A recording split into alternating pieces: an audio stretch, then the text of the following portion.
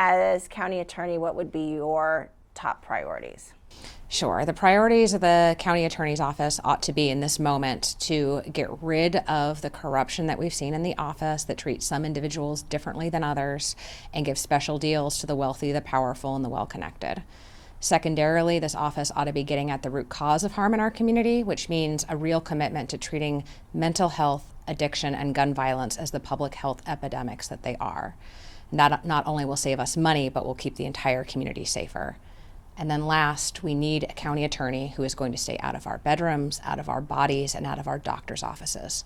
And that means not enforcing the 1864 abortion law. There are backlogs of cases. Huge backlogs. In the county attorney's office. How would you address that as county attorney? Sure. There's two threads that we need immediately, because we have an issue with employee retention and making sure that talent stays at the county attorney's office.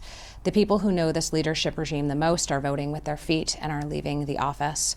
And there is an opportunity with new leadership to bring back the seasoned attorneys who already exist in our community, already prosecuted under this office, but have a bad taste in their mouth from previous regimes under the county attorney. So recruitment is key. I think retention is also incredibly important, because overworked attorneys who no longer like how burdensome their job has been are more apt to make mistakes and are more apt to leave the office for a situation that's a better fit for them.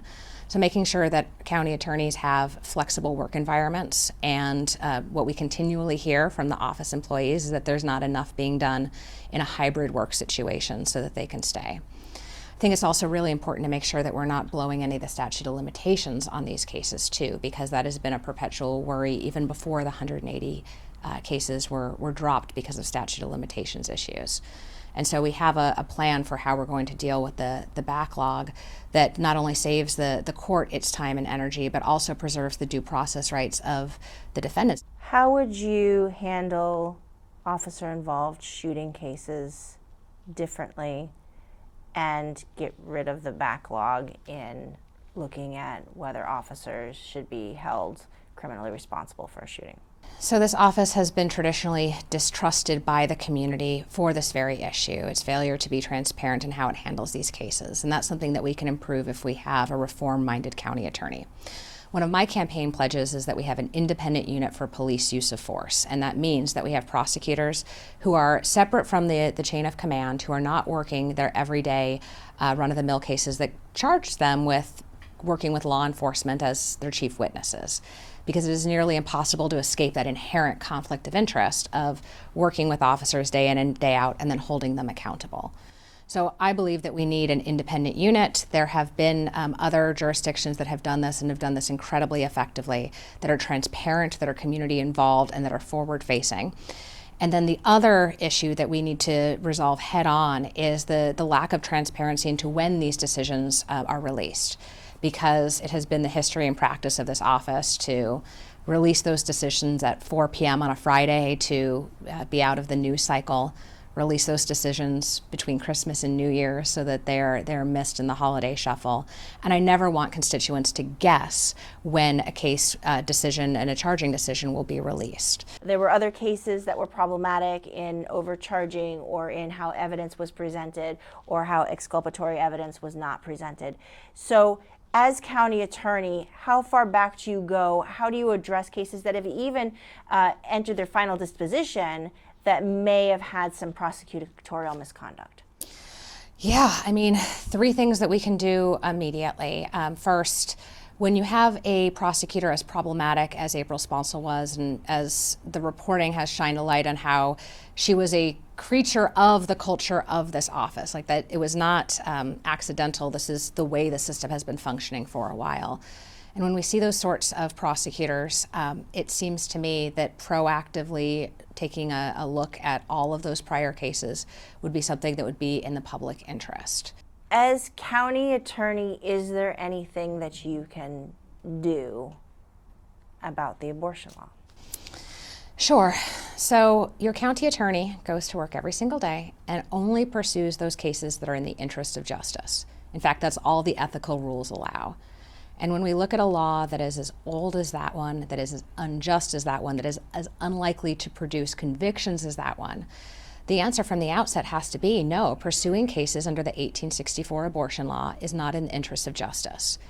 So this is one of the first questions I was asked when I jumped into this race. If Roe falls, will you enforce this law? And I said, not now, not ever. It will never be in the interest of justice to lock up a patient or her provider for having access to health care, including abortion. How do you go from a critic of the system to a collaborator within the system, if you know what I mean? Like, how do you go as a critic of policing and prosecution in general in Arizona to being then the prosecutor who has to work with police agencies and with other prosecutors every day?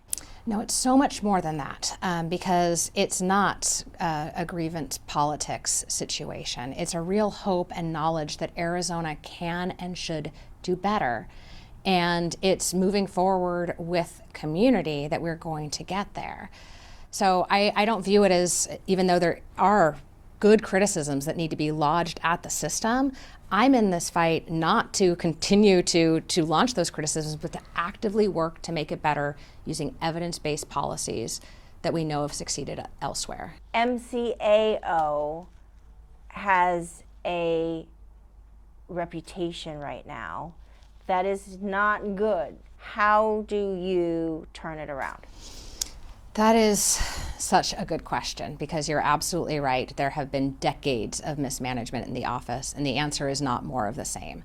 The answer is getting bold new ideas into that office and new leadership, because it has to start from the top down.